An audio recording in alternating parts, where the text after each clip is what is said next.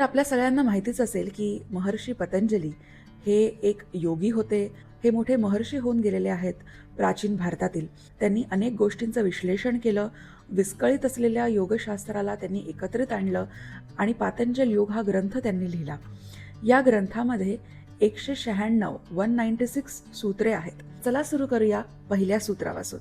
अथ योगानुशासनम हे पातंजल योगसूत्रातील सर्वात पहिलं सूत्र आहे.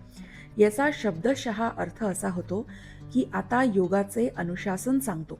दुसरे सूत्र आहे योगः चित्तवृत्ती निरोधः. याचा शब्दशः अर्थ असा होतो की योग म्हणजे चित्ताच्या वृत्तींचा निरोध करणे. आता चित्त म्हणजे काय, तर चित्त म्हणजे आपलं मन.